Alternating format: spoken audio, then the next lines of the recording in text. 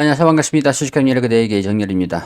두산 에너빌리티 보도록 할 예정인데요. 시청하시기 전에 구독 한 번씩만 꼭 좀 부탁드리도록 하겠습니다.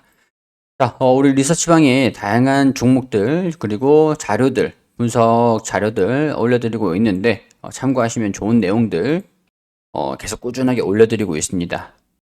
오셔가지고 시장에 대한 부분들도 참고를 하시고 좋은 정보들 활용하실 수 있으셨으면 좋겠습니다.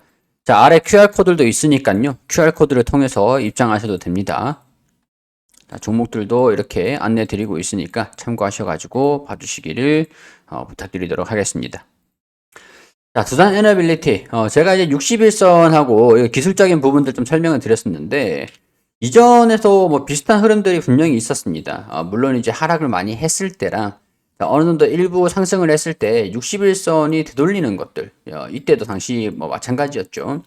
장기 이평선의 조정 흐름들을 좀 보여주다가 61선을 뚫어주고 21선을 뚫어주고 약간 여기 밀집이 되면서 주가가 이동평균선이랑 멀어지려고 하는 그런 특성이 있다라고 설명을 좀 드리기도 했습니다.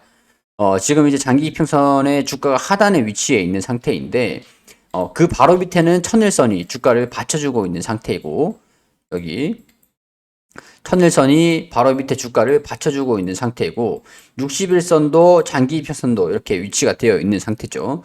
주가는 이번에 18,000원 부분들을 좀 뚫어주기 위한 상승 흐름들을 보여줘야 61선이 이렇게 회복하는 모습들 그리고 주중을 받고 또 이제 돌파하는 모습들 보여줄 수가 있을 겁니다.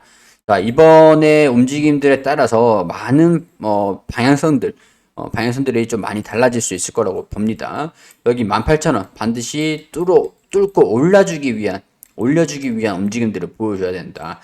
지금 이제 좀 밀집이 되고 있는 모습들을 보여주고 있기 때문에 여기서 주가가 좀 위에 61선 위에 상단에 위치해 있잖아요. 뚫고 올라가든 뭐 못 뚫고 한 차례 쉬어가든 이제 여기를 17,000원을 지지 구간으로 만들면서 추세가 좀 밀집되어야 한다라는 거. 돌파를 한다라면 이런 식으로 움직임들을 보여줄 거고 돌파를 한다면 61선이 그대로 이어진다라고 했을 때 돌파를 한다면 지지를 받고 이런 식으로 가야 되죠. 이런 식으로 돌파를 하지 못한다면 이런 식으로 가줘야 됩니다. 일단은 뭐 이거를 뭐 지금 당장 판단하지 말고 주가 움직임들을 보면서 판단을 하면서 확인을 하면서 진행을 해보자 이렇게 설명을 좀 드릴 수 있을 것 같아요. 자, 오늘 같은 경우에서는 외국인들이 좀 매도를 하는 모습들을 보여줬습니다. 자, 최근에 계속 매수를 하다가 오늘은 매도를 했고, 자, 외국인들이 매도를 하면은 공매도를 조금 조심해서 봐야겠죠. 공매도가 많이 좀 줄어들었다가 최근에 외국인들이 매수해서 공매도가 증가되면서 매도로 좀 전환이 됐습니다. 여전히 기관 같은 경우에서는 순매수를 해주고 있는 상황들인데 금융투자 같은 경우에서는 매도세를 좀 보여주고 있었고 매수를 한 것들 매도를 하면서 수급을 좀 단기적인 수급으로 좀 진행이 되고 있습니다. 여전히 연기금에서는 순매수를 이어가고 있는 상황들이니까 일단은 단기적으로 외국인들의 순매수에 좀 집중을 해보자. 순매수를 해줄지 공매도가 증가되면서 함께 매도를 해줄지 제가 이렇게 설명을 좀 드렸던 것들이 공매도 항상 말씀을 드리는데 공매도 두산에너빌리티의 공매도는 계속 얘기를 하고 있어요.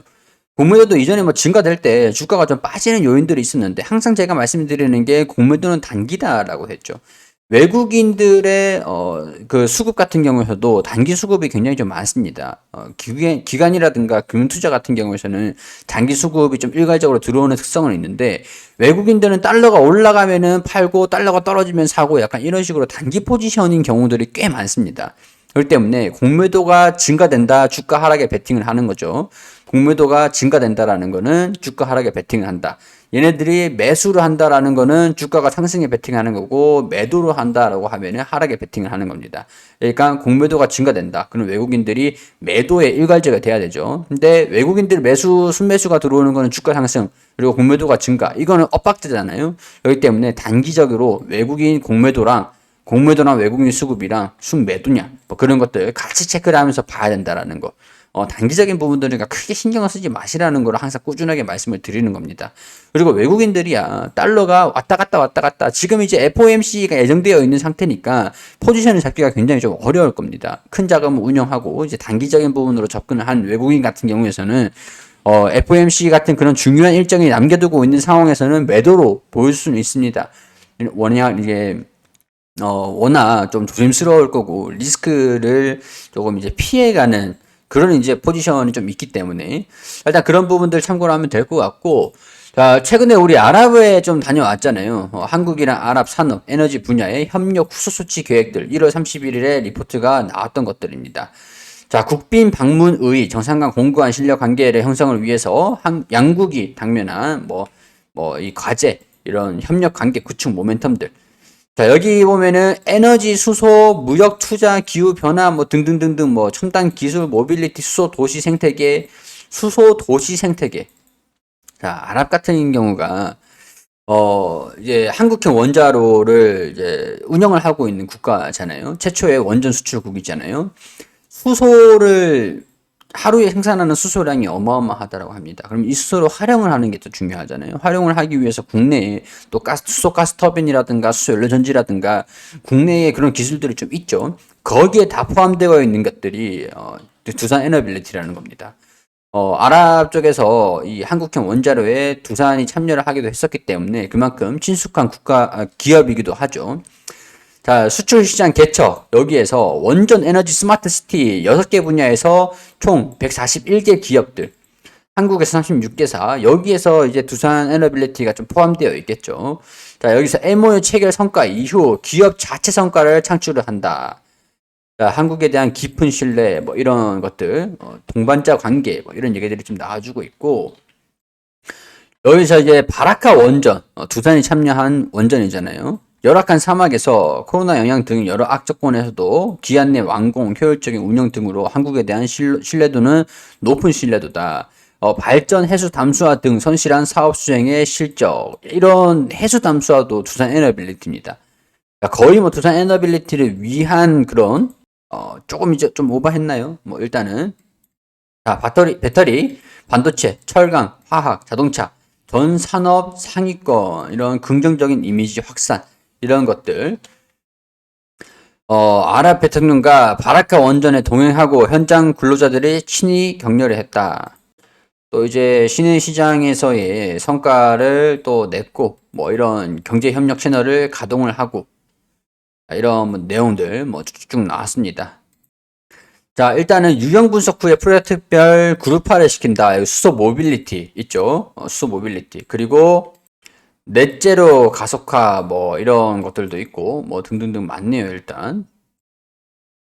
자, 사우디, 아랍 정상 경제 외교 협력 모델로 카타르, 오만, 중동 국가 그리고 중앙아시아, 아프리카, 중앙아프리카 뭐 이런 쪽으로 신흥 시장으로 확산을 할 거다. 그리고 당시에 1월 29일에 이런 속보가 좀 나오기도 했습니다. 투자금이 들어오는데 이게 40조 원이다.